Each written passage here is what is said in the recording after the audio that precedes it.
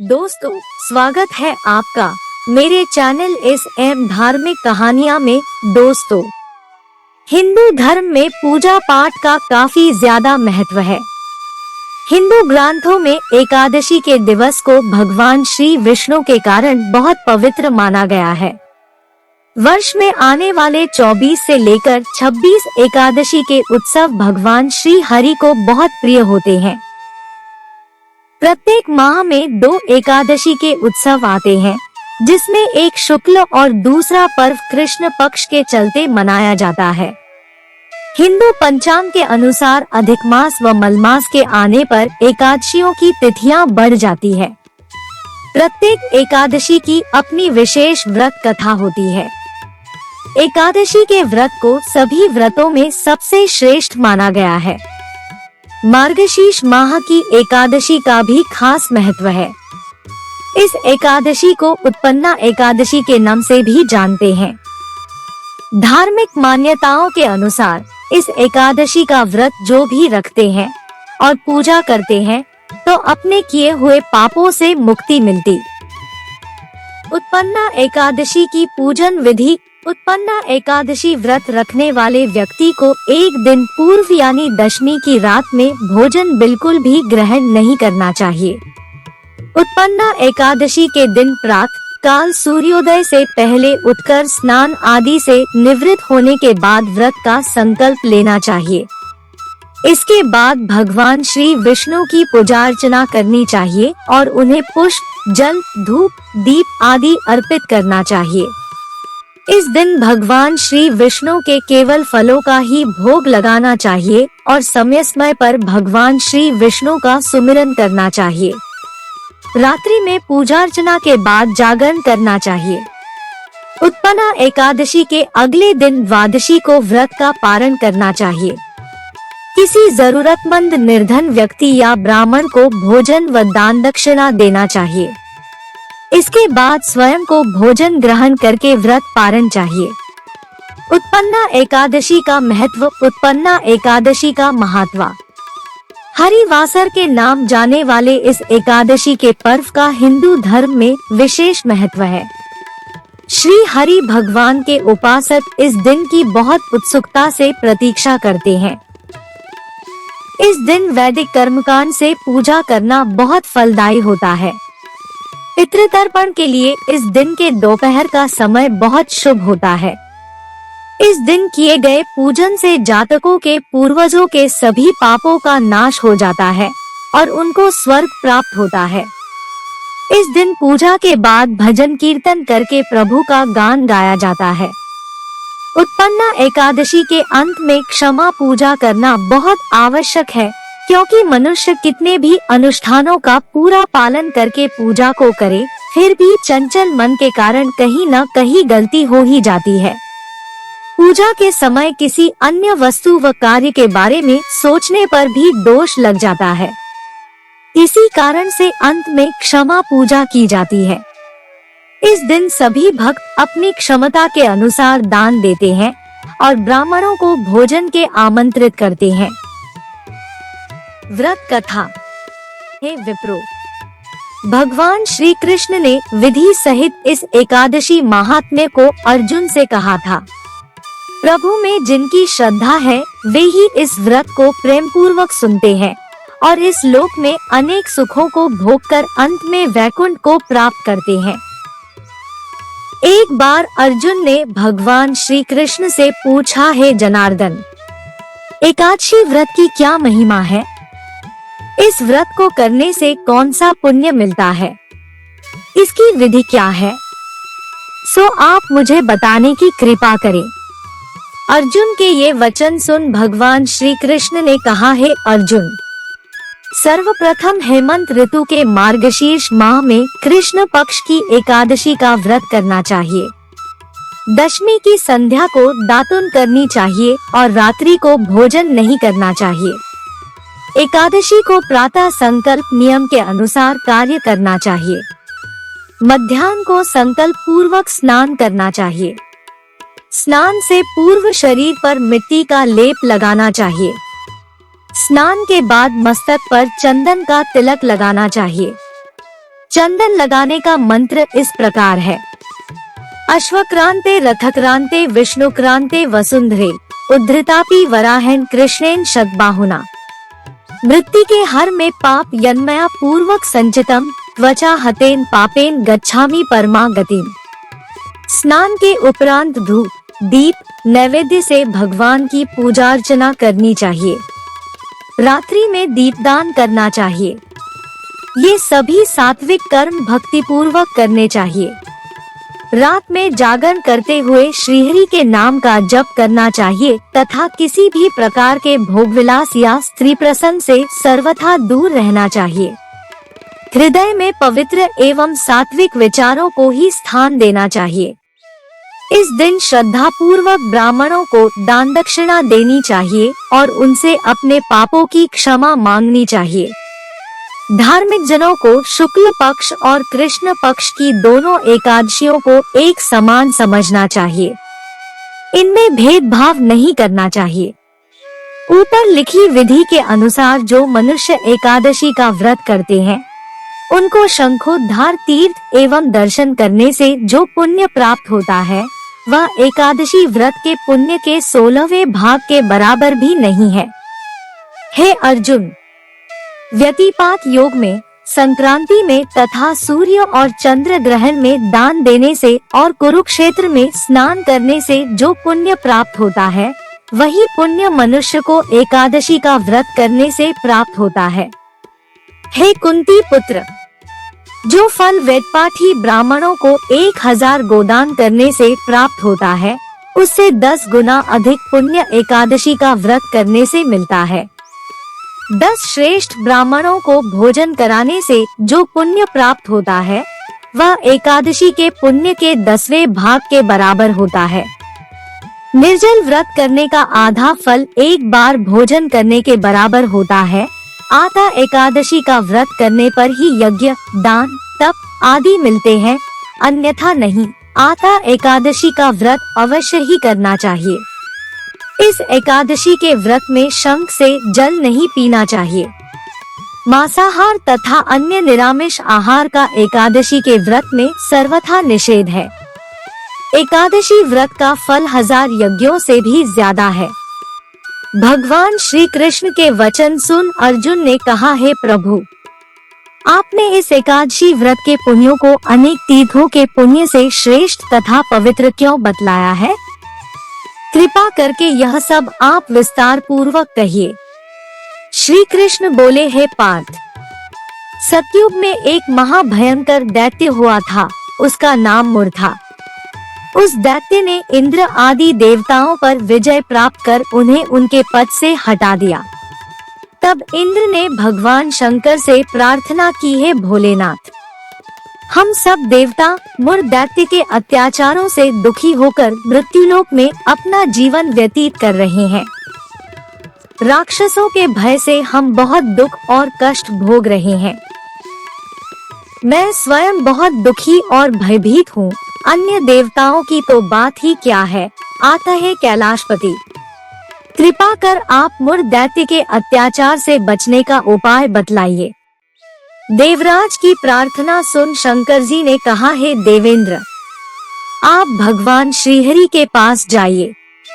मधुकैटभ का संहार करने वाले भगवान विष्णु देवताओं को अवश्य ही इस भय से मुक्त करेंगे।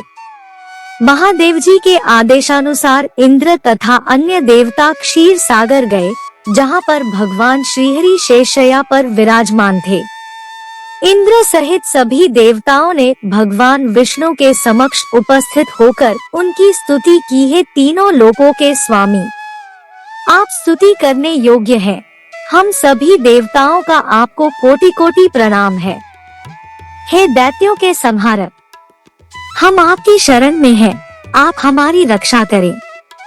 हे त्रिलोकपति, हम सभी देवता दैत्यों के अत्याचारों से भयभीत होकर आपकी शरण में आए हैं। इस समय दैत्यों ने हमें स्वर्ग से निकाल दिया है और हम सभी देवता बड़ी ही दयनीय स्थिति में मृत्युलोक में विचरण कर रहे हैं। अब आप ही हमारे रक्षक हैं, रक्षा कीजिए। हे कैलाशपति, हे जगन्नाथ, हमारी रक्षा करें। देवताओं की करुण पुकार सुनकर भगवान श्रीहरि बाले हे देवगणों, वह कौन सा दैत्य है जिसने देवताओं को जीत लिया है? आप सभी देवगण किसके भय से पृथ्वीलोक में भटक रहे हैं? क्या वह दैत्य इतना बलवान है जिसने इंद्र सहित सभी देवताओं को जीत लिया है? तुम निर्भय होकर मुझे सब हाल बताओ।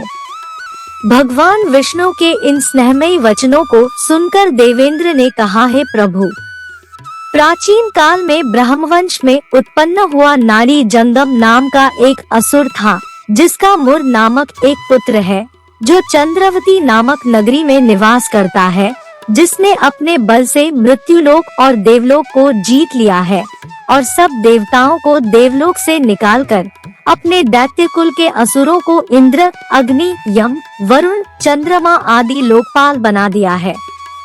वह स्वयं सूर्य बनकर पृथ्वी को तापता है और स्वयं मेघ बनकर जल की वर्षा करता है। अतः आप इस बलशाली भयानक असुर का संहार करके देवताओं की रक्षा करें। देवेंद्र के मुख से ऐसे वचन सुन भगवान विष्णु बोले, हे देवताओं, मैं आपके शत्रु का शीघ्र ही संहार करूंगा। आप सब इसी समय मेरे साथ चंद्रवती नगरी चलिए। देवताओं की पुकार पर भगवान विष्णु तुरंत ही उनके साथ चल दिए। उधर दैत्यराज मुर ने अपने तेज से जान लिया था कि श्री विष्णु युद्ध की इच्छा से उसकी राजधानी की तरफ आ रहे हैं। अतः अपने राक्षस योद्धाओं के साथ वह भी युद्ध भूमि में आकर गर्जने लगा। देखते ही देखते युद्ध शुरू हो गया।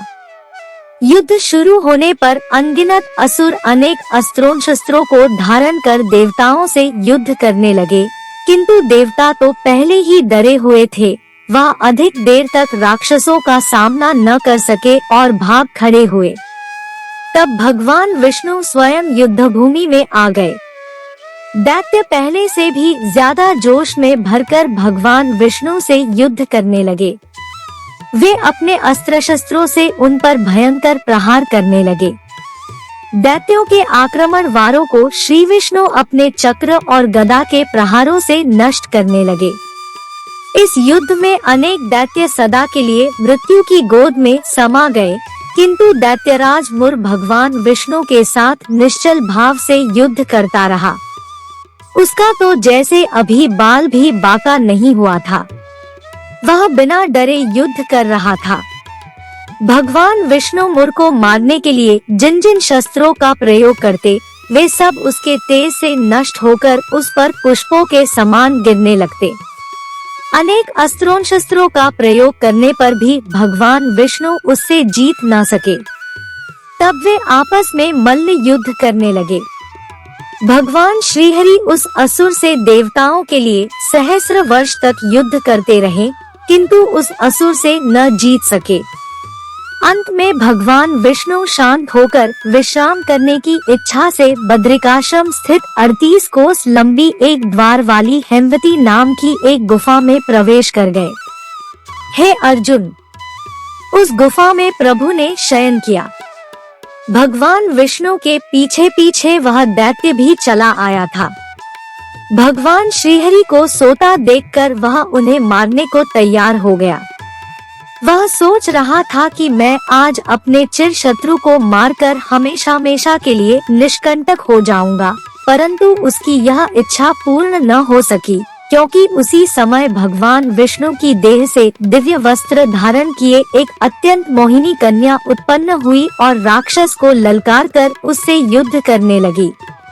उस कन्या को देखकर राक्षस को घोर आश्चर्य हुआ और वह सोचने लगा कि यह ऐसी दिव्य कन्या कहां से उत्पन्न हुई, और फिर वह असुर उस कन्या से लगातार युद्ध करता रहा। कुछ समय बीतने पर उस कन्या ने क्रोध में आकर उस दैत्य के अस्त्र शस्त्रों के टुकड़े टुकड़े कर दिए, उसका रथ तोड़ डाला। अब तो उस दैत्य को बड़ा ही क्रोध आया और वह सारी मर्यादाएं भंग करके उस कन्या से मल्ल युद्ध करने लगा। उस तेजस्वी कन्या ने उसको धक्का मारकर मूर्छित कर दिया और उसकी मूर्छा टूटने से पूर्व ही उसका सिर काटकर धड़ से अलग कर दिया। सिर काटते ही वह असुर पृथ्वी पर गिरकर मृत्यु को प्राप्त हुआ। बाकी बचे असुर अपने राजा का ऐसा दुखद अंत देखकर भयभीत होकर पाताल लोक में भाग गए। भगवान विष्णु जब निद्रा से जागे तो उस असुर को मरा देखकर उन्हें घोर आश्चर्य हुआ और वे सोचने लगे कि इस महाबली को किसने मारा है। तब वह तेजस्वी कन्या श्रीहरि से हाथ जोड़कर बोली, हे जगदीश्वर, यह असुर आपको मारने को उद्यत था, तब मैंने आपके शरीर से उत्पन्न होकर इस असुर का वध किया है। कन्या की बात सुन भगवान बोले, तुमने इस असुर को मारा है, अतः हे कन्या, मैं तुमसे अत्यंत प्रसन्न हूँ। इसे मारकर तुमने तीनों लोकों के देवताओं के कष्ट को हरा है, इसलिए तुम अपनी इच्छानुसार वरदान मांग लो, मैं तुम्हारी प्रत्येक इच्छा को पूर्ण करूँगा। भगवान की बात सुन कन्या बोली, हे प्रभु, मुझे यह वरदान दीजिए कि जो भी मनुष्य या देव मेरा व्रत करे उसके सभी पाप नष्ट हो जाए और अंत में उसे स्वर्गलोक की प्राप्ति हो। मेरे व्रत का आधा फल रात्रि को मिले और उसका आधा फल एक समय भोजन करने वाले को मिले। जो श्रद्धालु भक्ति पूर्वक मेरे व्रत को करें वे निश्चय ही वैकुंठलोक को प्राप्त करें। जो मनुष्य मेरे व्रत में दिन तथा रात्रि को एक बार भोजन करे वह धन धान्य से भरपूर रहे। कृपा करके मुझे ऐसा वरदान दीजिए। भगवान श्रीहरि ने कहा, हे कन्या, ऐसा ही होगा। मेरे और तुम्हारे भक्त एक ही होंगे और अंत में संसार में प्रसिद्धि को प्राप्त होकर मेरे लोक को प्राप्त करेंगे। हे कल्याणी, तुम एकादशी को पैदा हुई हो, इसलिए तुम्हारा नाम भी एकादशी हुआ, और क्योंकि तुम मेरे अंश से उत्पन्न हुई हो इसलिए संसार में तुम उत्पन्ना एकादशी के नाम से जानी जाओगी। तथा जो मनुष्य इस दिन व्रत करेंगे उनके समस्त पाप समूल नष्ट हो जाएंगे। तुम मेरे लिए अब तीज, अष्टमी, नवमी और 14 से भी अधिक प्रिय हो। तुम्हारे व्रत का फल सब तीर्थों के फल से भी महान होगा। यह मेरा अकाट्य कथन है। इतना कहकर भगवान श्रीहरि उसी स्थान पर अंतर्धान हो गए। श्री कृष्ण ने कहा, हे पांडु पुत्र, एकादशी के व्रत का फल सभी व्रतों व सभी तीर्थों के फल से महान है। एकादशी व्रत करने वाले मनुष्यों के शत्रुओं का मैं जड़ से नाश कर देता हूँ और व्रत करने वाले को मोक्ष प्रदान करता हूँ। उन मनुष्यों के जीवन के जो भी कष्ट होते हैं मैं उन्हें भी दूर कर देता हूँ। अर्थात मुझे अत्यंत प्रिय एकादशी के व्रत को करने वाला प्राणी सभी ओर से निर्भय और सुखी होकर अंत में मोक्ष को प्राप्त होता है। हे कुंती पुत्र, यह मैंने तुम्हें एकादशी की उत्पत्ति के विषय में बतलाया है। एकादशी व्रत सभी पापों को नष्ट करने वाला और सिद्धि प्रदान करने वाला है। श्रेष्ठ मनुष्यों को दोनों पक्षों की एकादशियों को समान समझना चाहिए। उनमें भेदभाव करना उचित नहीं है। जो मनुष्य एकादशी महात्म्य का श्रवण व पठन करेंगे उन्हें अश्वमेध यज्ञ के समान फल प्राप्त होगा। यह मेरा अकाट्य वचन है। भक्तों, एकादशी भगवान विष्णु की साक्षात शक्ति है। जिस शक्ति ने उस असुर का वध किया है, जिसे भगवान भी जीत पाने में असमर्थ थे, उस शक्ति के आगे मनुष्य के पाप रूपी असुर भला कैसे टिक सकते हैं। जिस शक्ति ने देवताओं के कष्ट को हरकर उन्हें सुख दिया, वह प्राणी मात्र को क्या नहीं दे सकती। सुख, समृद्धि, शांति और मोक्ष, समस्त सुख सहज ही प्राप्त हो जाते हैं। दोस्तों, कमेंट करके बताएं कि आपको हमारी यह प्रस्तुति कैसी लगी। पसंद आई तो इसे लाइक और शेयर करें तथा चैनल को सब्सक्राइब करके मेरा मनोबल बढ़ाएं। मिलते हैं जल्दी ही एक और नई कहानी के साथ। तब तक स्वस्थ और खुश रहें। नमस्कार दोस्तों, विष्णु भगवान की जय।